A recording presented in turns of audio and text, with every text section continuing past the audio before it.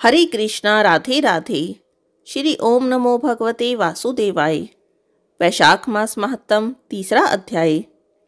जो मनुष्य वैशाख मास में ब्राह्मण को सुंदर चौपाई दान करता है, उस पर सोए हुए ब्राह्मण को हवा करता है, तो संपूर्ण धर्मों के साधन से उसका शरीर निरोग रहता है। वह योगियों से भी दुर्लभ मोक्ष पद को पाता है।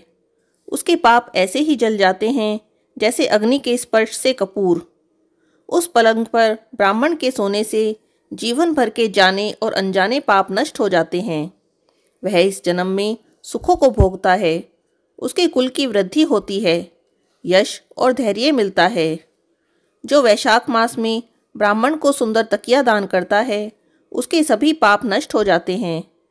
बिना उसके मनुष्य सुखपूर्वक सो नहीं सकता और पृथ्वी का राज्य भोगता हुआ 7 जन्मों तक सुखी, धर्मपरायण और विजयी रहकर अपने 7 कुलों सहित मोक्ष को प्राप्त हो जाता है।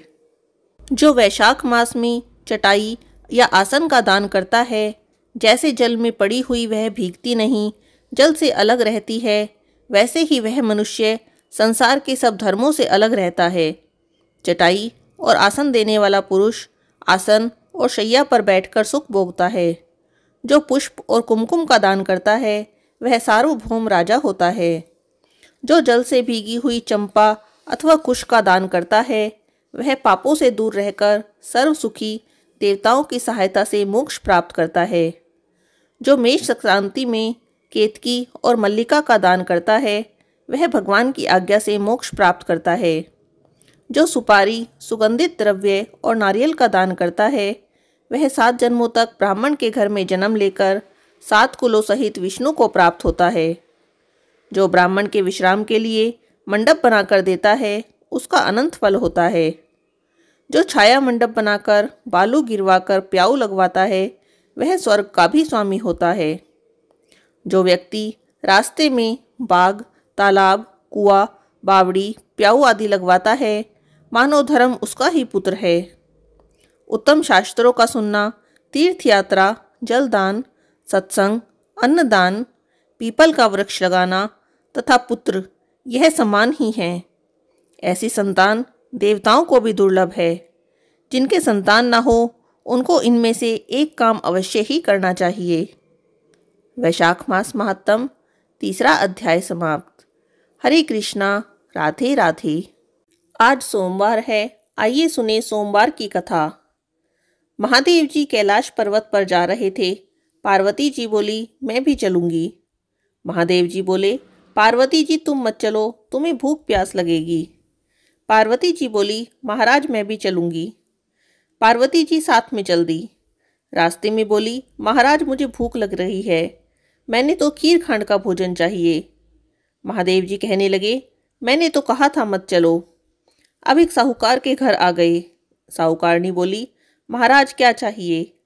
महादेव जी बोले, हमारी पार्वती जी को खीर खांड के भोजन चाहिए। साहूकारनी बोली, मोड़ा मोड़नी को खीर खांड के भोजन चाहिए थे तो घर में क्यों ना रहे। अब वे आगे चल दिए। चलते चलते एक बुढ़िया मिली।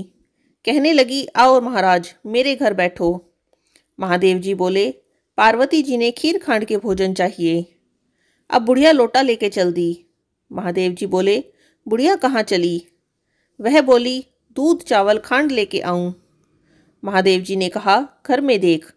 देखे तो दूध के टोकने भरे हैं, चावल की परात भरी है, खांड की बोरी धरी है। अब टोकना भर के खीर बना ली। महादेव पार्वती जी मा दिए। बुढ़िया बोली, अब इसका क्या करूं, मेरे तो कोई भी नहीं है। महादेव जी ने कहा, आंख मींच। बुढ़िया ने आंख मींच ली।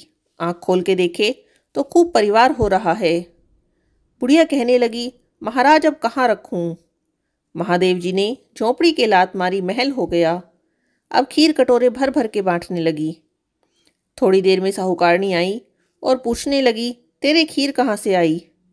बुढ़िया बोली, हमारे महादेव पार्वती जी आए थे। तब साहूकारनी कहने लगी, मेरा घर तेरे गेल गए, मेरे तो कुछ भी ना रहा। अब वो भागी भागी चली गई। मोड़ा मोड़ी ठहरियो, मेरा धन उसको क्यों दे दिया?